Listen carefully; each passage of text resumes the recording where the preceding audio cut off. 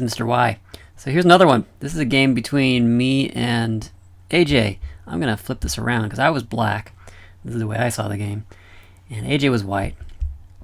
And she started with e4. I replied with the Sicilian defense. Knight f3. I played my favorite line of the Sicilian, which is the O'Kelly variation, which is a6. The idea being here that when she brings her knight out or her bishop, this square is no longer available to either one of them. All right, the bishop can't get to this square, and the knight, which will generally want to go here and then here. So that takes that away. And then I'm gonna probably push this pawn forward and get my bishop fianchettoed aiming down this way. Anyway, so she played bishop c4, and I played e6. Again, same idea. This is a little, I call this the crown arrangement, where I have this piece, and this piece all sort of arranged. It looks kind of like a queen's crown to me. And again, it takes away, what color should I use? It takes away this square and this square from the knight and the bishop. So now they're both going to be kind of really awkward pieces. That's why I like this variation, which is a little unusual. It's kind of offbeat too. It's not completely sound. There's ways to defeat it. So she plays she plays d4, which is sort of the standard Sicilian sort of thing, and I take. That probably wasn't the best move in hindsight, but I took. The computer says that not taking is better and doing some other stuff, because then if she takes on this square, let's go back. If she ends up taking for however she does it, whatever I move, then I take back with the bishop, and now I've got a bishop bearing down on her f2 square. So I think that maybe in the future I'll play that way. But in any case, this time I took her pawn, and she played knight takes. So okay, I've exchanged my c pawn for her d pawn. That's sort of the standard exchange in the Sicilian. I give up some central control in exchange for a center pawn. That's the thought behind the Sicilian defense. Okay, so I played d5, trying to kick her bishop back, gain a little time on that, and she plays e takes d. I play e takes d, and she moves her bishop back just like I wanted. Downside of this is now I've got an isolated queen pawn, which is going to be a target potentially for me to have to defend, and for her to be able to pile up on and make me expend pieces trying to defend something that should be defended by a pawn, but there's no pawns on either one of these files here. There's no pawns here, and there's no pawns here, so I'm not going to be able to defend this pawn with a pawn. Knight c6 was my response. And when I made that move, I immediately thought, I should defend this pawn, maybe something like that.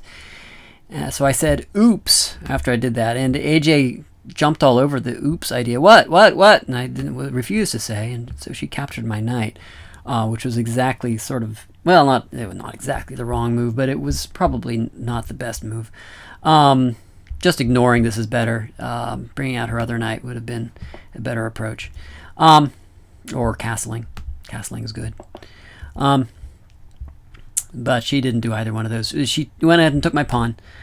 And what did I do? I took with my pawn. So now my central pawn is no longer isolated. I've got a pawn supporting it. I'm in slightly better shape. Now this pawn is potentially the target because it's backwards, but it's going to be a little easier to defend. Maybe not. I don't know. We'll see. Knight c3 is what she played at this point. Knight c3. But I no longer have, well, I guess I do. This pawn is now supporting these two squares, so it's making it difficult still for this knight. Knight f6, and she castles. Bishop c5, going ahead and attacking, well, not attacking, I'm just putting some pressure on this f-pawn. Rook e1, check. She wanted to harass me a little bit. Now at this point I'm thinking, well, I'm kind of set up for an attack. I've got my bishops going down the line here. I've got my queen potentially jumping over here. I'm not so sure I want to castle in behind. Well, I can't castle in any case. I mean, the move is probably that. And I didn't really feel like making that move. I wanted to well, I don't know. Maybe I was just being silly. I moved here, refusing to castle. The idea being I'm going to start pushing these pawns forward and attacking her that way. And I've got the rook behind supporting. And if I castle, then the rook isn't behind these anymore supporting. That was the thought that was going on in my head. So she goes bishop g5, pinning my knight to the queen, and I play h6. It just gives me a perfect excuse to start the pawns marching. Bishop h4, bring my other pawn up here. This is just what I want to do. Bishop g3. Now I bring my other pawn here, h5. Okay, and this is supported by the rook, so the queen can't take it. And I'm a happy camper at this point. This is exactly what I want to do. She's actually probably a little bit ahead. That's what the computer says anyway. But this is a game I wanted to play. I should mention that I was framing a window at this time while we were playing, and she was playing on a board, and I would call my moves across the room to her, and she would make them on the board for me. So I didn't really want to get into a terribly heady game. I wanted to be attacking. So when you're attacking, you don't have to think quite as hard as when you're defending. When you're defending, you have to be thinking. And if you play just a strategic positional game, then you really have to think and calculate and ponder. And I didn't want to be in that situation. I wanted to be attacking, where I didn't have to think quite so much. Bishop e5 was the move that she made. Where's e5? e5. Okay, so she brings the bishop back here, pinning the knight to the rook. It's actually a really good move, right? Because she's going to win one or the... Well, she's not necessarily going to win this because it's defended by the queen at this point. So I'm thinking, okay, here we go. I'm going to sacrifice a rook.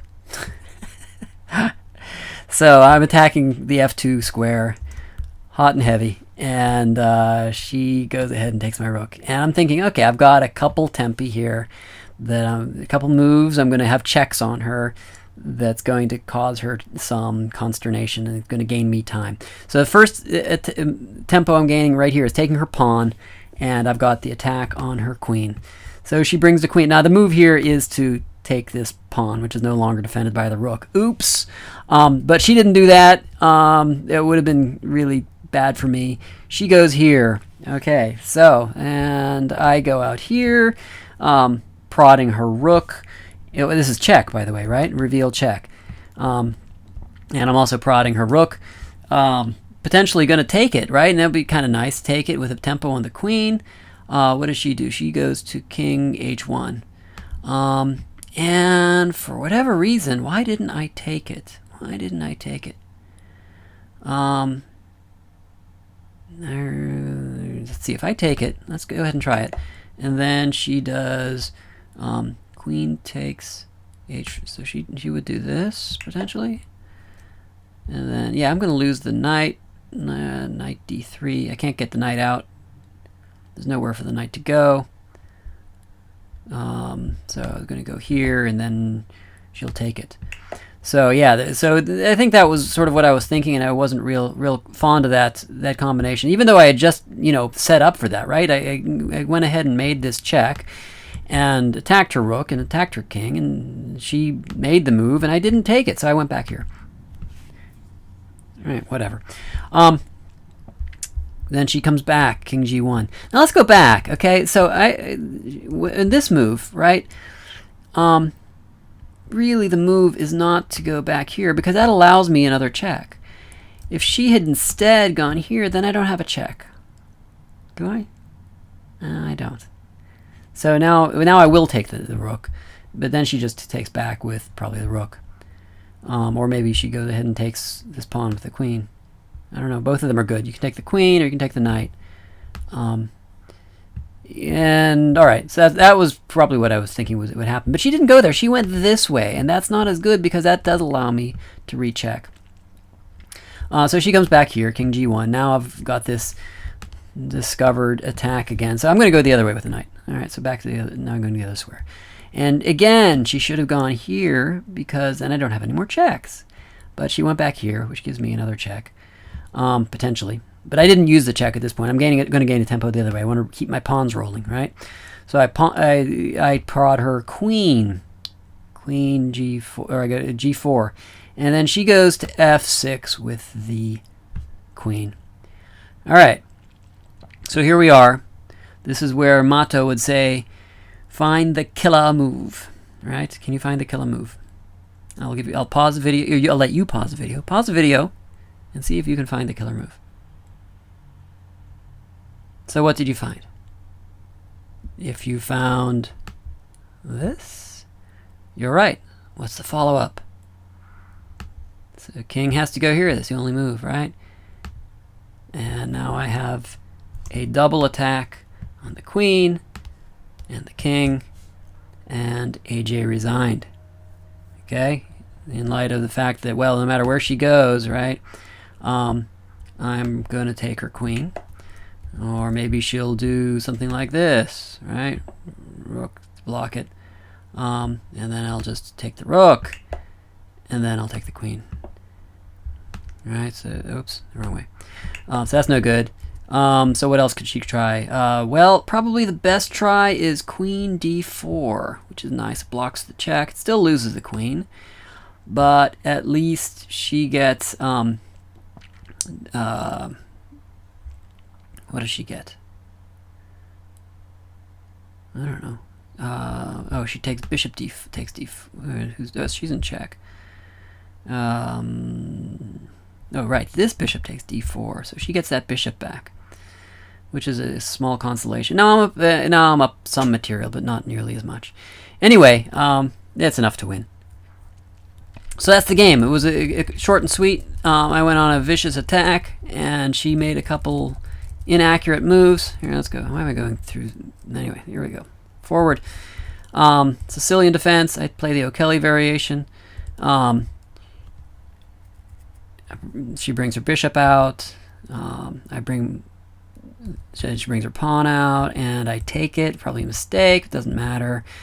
She goes back with the bishop and retreats. I've got the two open files, but no support of the pawn. And she makes a mistake, allowing me to support the pawn. Knight comes back. Bishop out. Now I start rolling my pawns at her, and then I sacrifice the rook. That was sort of the ultimate. That was the game, right? And then she makes that queen move, hoping to exchange my queen. She was hoping I would do something like this, right? And then she takes back. She frees up her bishop, and my knight's in trouble, so I'm going to have to move that out here, right? Oh no, I wouldn't do that. I would go here again, right? Then she moves there, and then I'm going to take that bishop anyway. Oh no, that doesn't work. She can't do that. No. Yeah, so the same issue. She's going to lose her bishop. Anyway, so that was why she went down there with the queen. I don't think she calculated that far out. I think she was just trying to free her queen, get it out somewhere. It doesn't have anywhere to go? Hold on, let me go back a moment here. Where can her queen go? Queen, how about here? Oh yeah, our queen can go there. Anyway, all right. So that is, yeah, that's actually a pretty darn good move. Huh. Now I'm knight f2 check, I suppose. She goes here, and I go g3. Yeah, try that. Anyway, all sorts of stuff going on here. Again, this is a classic attack on the f2 square. This square is vulnerable to attacks, and it's usually for short games. This was a short game, right? She resigned on move 23. Yeah, 22. Short games usually involve an attack on the f2 square or the f7 square.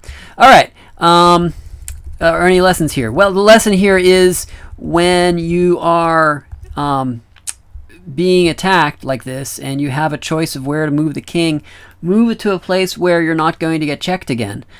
So you want to avoid, obviously, these are the two squares that you want to avoid in this situation, because I'm going to be able to check you with the knight if you go to this square. No, I'm sorry, if you go to that square. And I'm going to be able to check you with the knight with the bishop if you go to that square. So this is the square that you want to go to, and sort of the same idea. Let's do it in red or yellow. I don't know. The same idea as the other game I just showed you, recently played between Keenan and Nicholas, where Keenan was walking into this line of fire where you're vulnerable to reveal checks. So these two squares are taboo. You don't want to put your king on those if you can avoid it. This is a better square. And that led to, she kept going back and forth between these two squares and led to the loss of the queen. All right. Hope you enjoyed that. Go play some chess. I'll see you Wednesday. Bye-bye.